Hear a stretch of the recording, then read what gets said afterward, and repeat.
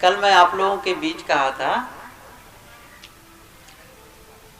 सुधरा हुआ जीवन। हम चाहते हैं कि हमारा जीवन सुधर जाए, नहीं चाहते हैं उनके लिए कोई बात नहीं कही जा सकती है।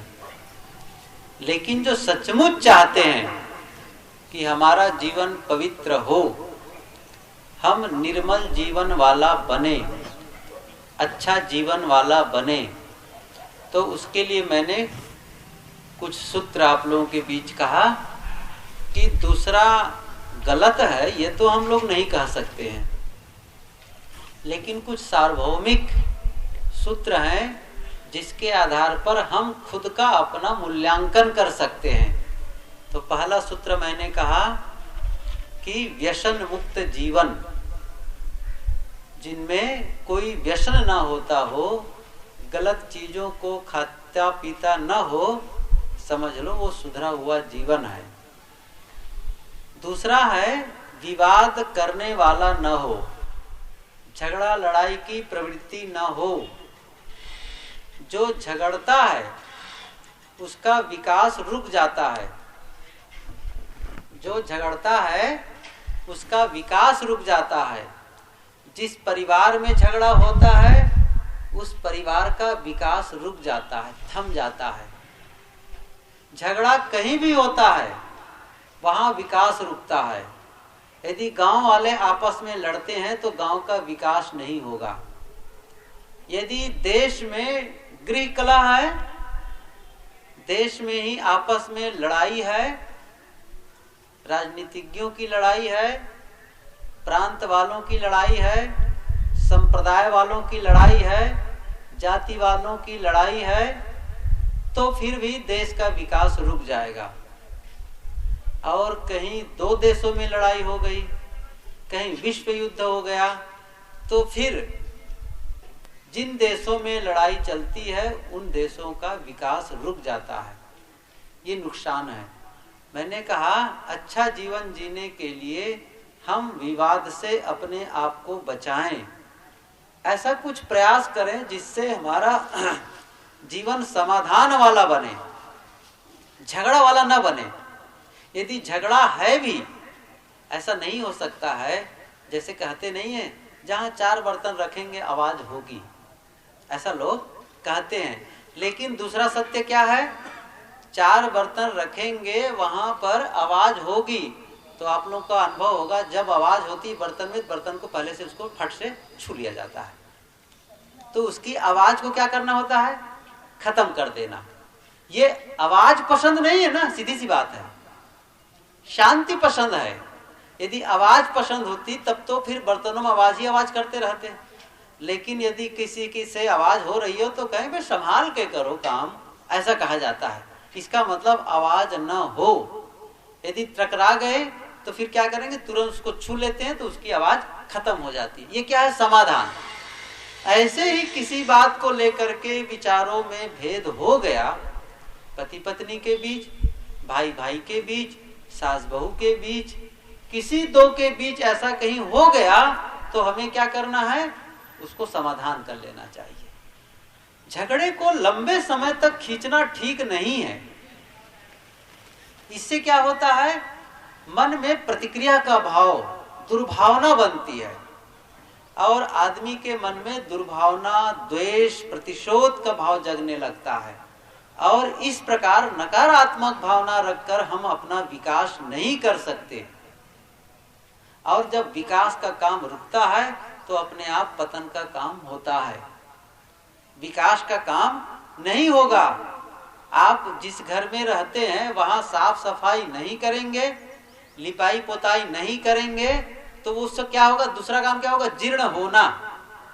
आप जानते हैं ना, जिन घरों में लोग नहीं रहते वह घर जल्दी खराब होता है। ये शायद आप लोगों को भी अनुभव होगा। जिस घर में लोग नहीं होते हैं उसको जल्दी कहते हैं एक खंडहर होने जा रहा है। क्यों? एक तो जाला, मकड़ी, धूल, गर्दा, और उसकी जो खराब होने की जो प्रक्रिया है ना, वो जल्दी होती है। और इसीलिए घरों में क्या करते हैं? साफ सफाई करते हैं, चूना लगाएंगे, पेंट लगाएंगे, उसकी सफाई बनी रहती है। नहीं तो फिर कहीं दीमक लगा, कहीं कुछ लगा और उसका बिल्कुल हरासमेंट शुरू हो जाता है।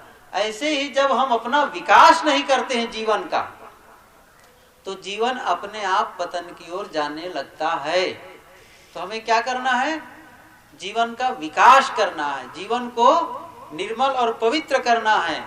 तो मैंने कहा पहला काम, पहला सूत्र बताया, व्यसन मुक्त हो, ये है सफाई। दूसरा है विवाद रहित हो, झगड़ालू प्रवृत्ति का न हो। और कहीं ऐसी आदत पहले से बन गई है तो आप बदल सकते हैं, आप अपनी आदत को बदल सकते हैं, जब चाहें तब बदल सकते हैं। कैसे बदल सकते हैं? जब आप इच्छा करेंगे बदलने की तो आपको रास्ता भी मिलने लगेगा।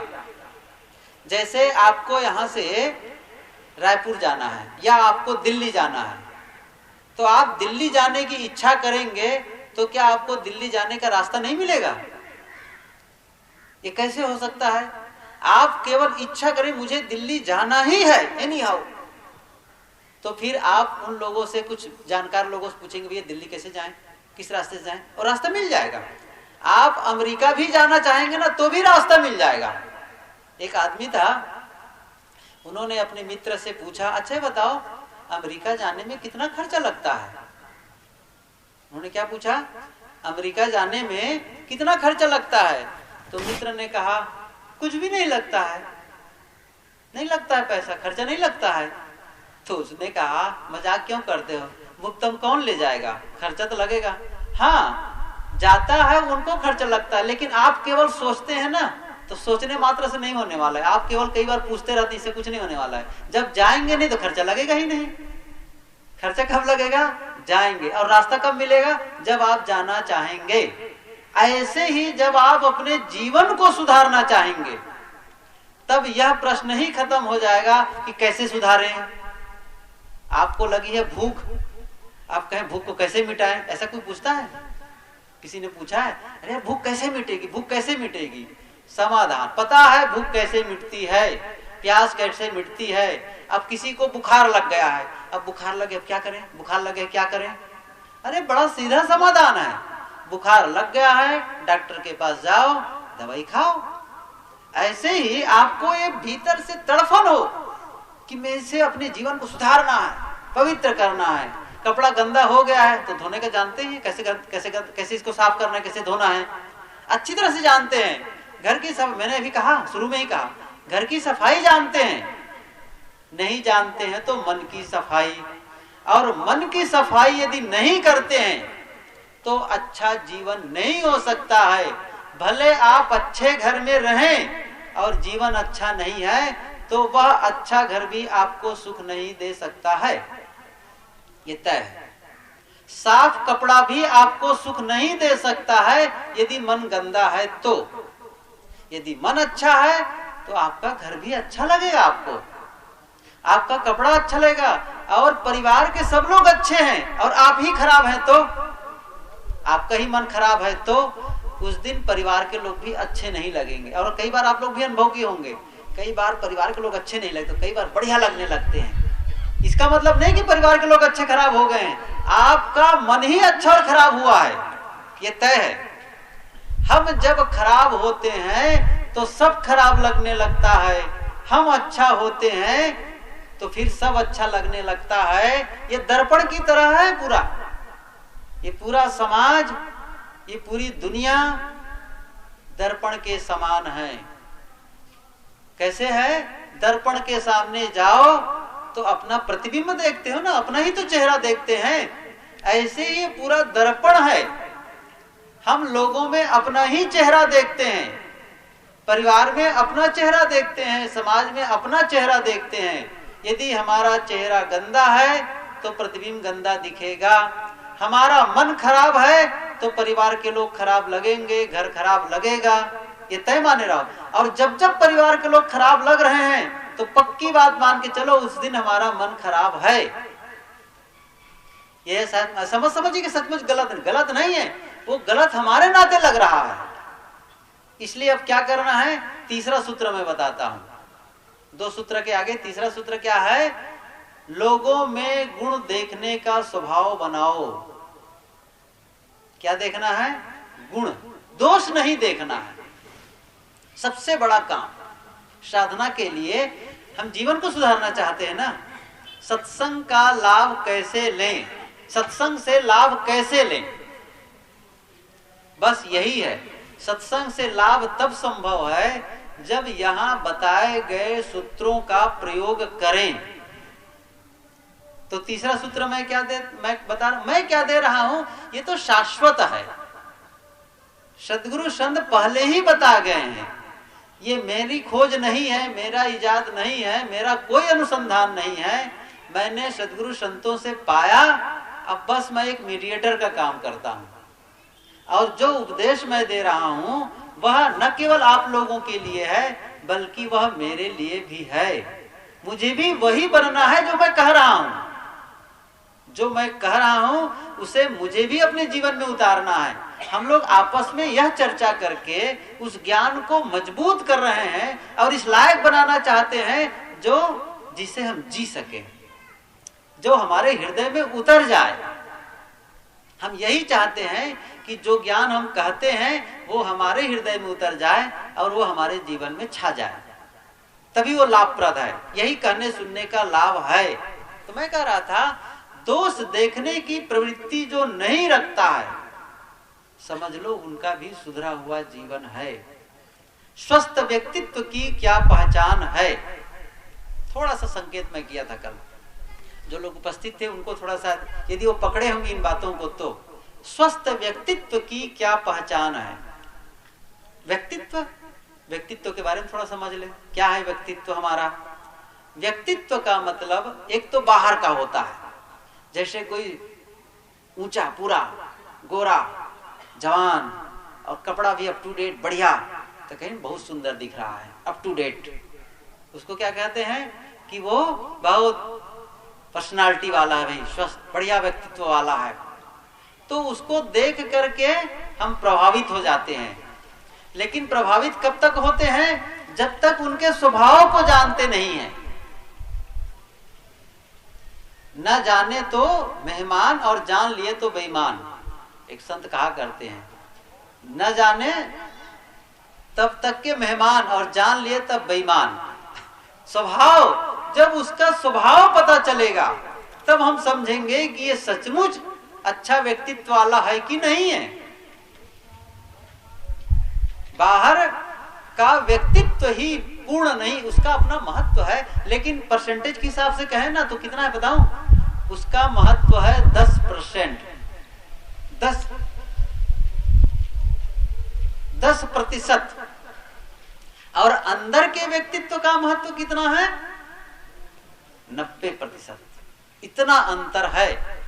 और हम प्रयास किसके लिए करते हैं ज्यादा? 10% के लिए। मेहनत किसके लिए करते हैं? 10% के लिए। और 90% को तो हम प्रयास ही नहीं करते। क्यों? उसको लोग देखते नहीं है। बाहर से अचानक किसी को देखेगा, कपड़ा देखेगा पहना हुआ, किसी का देखेगा, चेहरा देखेगा, ये सब देख लेगा, वो कैसे बोल रहा है, थोड़ा सा हाँ इंग्लिश थोड़ा बोलता है ना, हाँ ये बहुत अच्छा आदमी, पढ़ा लिखा लगता है, इसलिए बड़े जानकार है, ज्ञानी लगता है।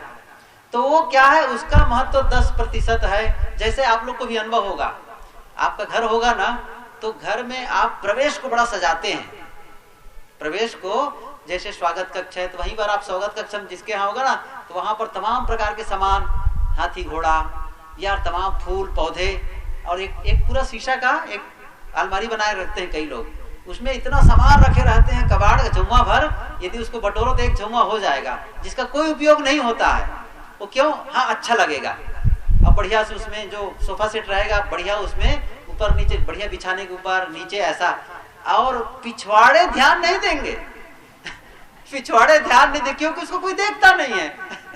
पिछवाड़े कचरा पड़ा रहेगा, क्योंकि लोग पिछवाड़े जाने कोई मतलब ही नहीं है ना, सामने जाएंगे। इसी प्रकार से हम अपना चेहरा सब देखेंगे, कपड़ा सब देखेंगे, वो बात सही है, लेकिन मतलब क्या है? असली व्यक्तित्व हमारा क्या है? भीतर। गुरुदेव जी की एक पंक्ति है, बीजक व्याख्या में है वो, कि सोना के कसे और मनुष्य के बसे। सोना को कैसे जानेंगे? सोना की परख कैसे होगी? जब सोना को कसौटी में रखेंगे। नहीं तो आप तो सोने के भ्रम में पीतल को ही खरीद लें। ऐसा कई बार धोखा होता है, शायद आप लोगों में से कोई ठगाया हो, न ठगाया तो अच्छा है, कभी ठगाना ही मत। तो कई बार होता क्या है, सोना के भ्रम में लोग पीतल खरीद लेते, नकली सोना, लेकिन उसको जब कसौटी में रखते तो पता चल जाता है ये नकली है, तपाओ तो पता चला। मनुष्य को कैसे पता चलेगा? सदगुरु ने लिखा है कि सोना के कसे और मनुष्य के बसे, अर्थात मनुष्य के साथ कुछ दिन जब रहना शुरू कर दोगे तो उसका असली रूप उभर के आ जाएगा। नहीं तो आदमी, वैसे तो गुरुदेव सदगुरु कबीर ने कहा है कि बोलत ही पहचानिए साहू चोर का घाट, अंतर घट की करनी निकरे मुख की बाट। जब वानी आदमी मौन है ना तब पता नहीं चलेगा, सुंदर चेहरा ही पता चलेगा। लेकिन जब बोलता है, कई बार ऐसा होता है, एक सभा थी, बाहर से इक्को आ रहा है, ध्वनि प्रतिध्वनि बाहर की। हाँ, इको बंद होगा शायद, हाँ बाहर थोड़ा काम करो। तो हुआ क्या, एक सभा, एक पार्टी कोई थी, शायद रिसेप्शन रही हो कुछ हो, तो उसमें लोग गाते वाते थे। तो एक महिला आई, इतना वो शायद लोगों को सुंदर लगता रहा हो तो सभी का ध्यान उधर आकर्षित हो गया। बहुत एक तो ऊंची पूरी, बड़ा सुंदर दिखने लगी। अब सब लोग बड़े आकर्षित थे, लेकिन जब वो बोली ना, जब उसकी आवाज निकली तो सब उधर पीछे करने लग गए अपना मुंह, कहे कि इतना इतना कटु शब्द, कर्कश आवाज निकली। तो फिर कहा कि उफ, अंदर तो लगता है जैसे जहर ही भरा है।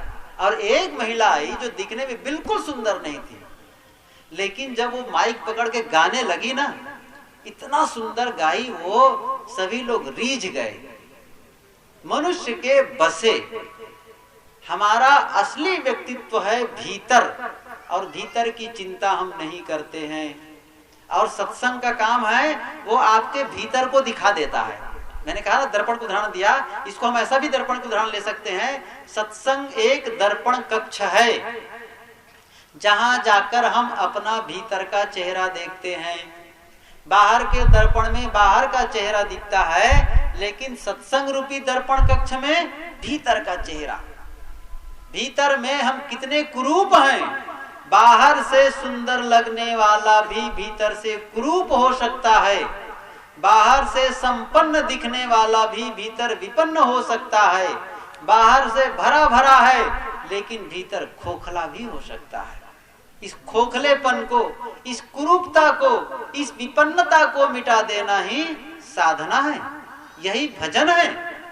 आज तो शिवरात्रि है, आज हम लोग सुबह उधर घूमने जा रहे थे संबलपुर की ओर, तो एक आगे जब गए तो एक गड्ढा है, तालाब, पानी है, छोटा सा है वो गड्ढा, पानी भरा हुआ। तो सुबह देखे कि तालाब में दीप तैर रहे हैं, जलता हुआ, बढ़िया लगा, सुंदर, कई दीप जल रहा था। मेरे ख्याल से 7-8 तो रहे होंगे। मैंने अपने साथियों से कहा कितना सुंदर लग रहा है, तो कहा आज शिवरात्रि है ना, तो सब लोग जला करके दीप प्रवाहित किए हैं, अच्छा लग रहा था। शिवरात्रि है, भजन है, अच्छा है। तो आज शिव की बड़ी महिमा, बड़ी पूजा होती होगी। असली शिव को तो लोग शायद ही कम समझे, हो सकता है शिवरात्रि के नाम पर गांजा का दम भी लगे, कुछ लोग बोतल भी चढ़ाएं, कोई ठिकाना है। असली शिव से दूर, नशा ही को शिव मान लेंगे, कहें आज शिवरात्रि के दिन नहीं पिए यार तो कब पिएंगे, आज तो कम से कम उनका पर्व है तो कुछ ले ही लेते हैं। ये गलत है। शिव का मतलब होता है कल्याण। शिवम अद्वैतम चतुर्थम मन्यन्ते स आत्मा से विज्ञेया। शिव का अर्थ है कल्याण। शिव का क्या अर्थ होता है? कल्याण। शिव रात्रि, कल्याण की रात्रि। जिस दिन आप अपना कल्याण कर लिए उसी दिन समझो आपके लिए शिवरात्रि है, नहीं तो फिर कौन सी रात्रि है? नरक की रात्रि चल ही रही है, उसमें क्या चिंता है। शिवरात्रि का मतलब मन के सारे विकार धो दिया, एकदम ब्राइट, कहते हैं ब्रेन वॉशिंग, बिल्कुल एकदम क्लियर। दर्पण के सामने जाओ, बिल्कुल साफ चेहरा। तो कब दिखेगा? जब दर्पण साफ हो। सदगुरु कबीर की पंक्ति इसी पर है, जब दर्शन को दिल चाहिए तो दर्पण मांझत रहिए, दर्पण में लागी काई तो दरस कहां से पाई। दर्पण में काई लगी हो तो दरस नहीं पा सकते। तो मैंने सूत्र दिया अच्छा जीवन के लिए। पहला सूत्र कहा व्यसन मुक्त जीवन, दूसरा सूत्र कहा विवाद रहित होने की आदत बनाएं। जो विवाद रहित होता है उनका भी जीवन सुधरा हुआ है। तीसरा सूत्र कहा दोष देखने की प्रवृत्ति ना हो, समझ लो उनका भी जीवन सुधरा हुआ है। जो सब जगह से जानबूझ करके गुण ग्रहण करता है। और इसी संदर्भ में मैं कह रहा था स्वस्थ व्यक्तित्व की क्या पहचान है, और इसीलिए मैंने व्यक्तित्व की भी थोड़ी सी व्याख्या की। एक तो बाहर का व्यक्तित्व होता है और एक भीतर का व्यक्तित्व, वही असली व्यक्तित्व है, जिसके साथ जब लंबे समय तक रहो तो वही असली रूप उभर के बाहर आता है आदमी का, और फिर अच्छा लगने लगता है, अच्छा वाला। और किसी का चेहरा देख करके बहुत लंबे समय तक नहीं रह सकते, उस पर आकर्षित नहीं हो सकते, और किसी के सुंदर व्यक्तित्व से आप लंबे समय तक। आखिर संत महात्माओं को आप मिलने आते हैं, कहते हैं वो दर्शनीय है, पूजनीय है, आदरणीय है। क्यों? कि वो देखने में सुंदर लगते हैं। देखने में सुंदर तो आपके ही मोहल्ले में नए युवक युवतियां हो सकती हैं जो सुंदर लगते होंगे, लेकिन संतजन देखने में सुंदर नहीं होते हैं, वो स्वभाव के सुंदर होते हैं, मन के सुंदर होते हैं, अंदर के सुंदर होते हैं, इसलिए उनके दर्शन के लिए जाते हैं। हमें भीतर के लिए मेहनत करने की आवश्यकता है, और वह भीतर की सफाई हम गंदगी कब बटोरते हैं? जब दूसरों का दोष देखते हैं, बुराई देखते हैं। सदगुरु कबीर की ये पंक्ति याद करो, बुरा जो देखन मैं चला, बुरा न मिलिया कोई, जो दिल ढूंढा आपना, मुझसा बुरा न कोई।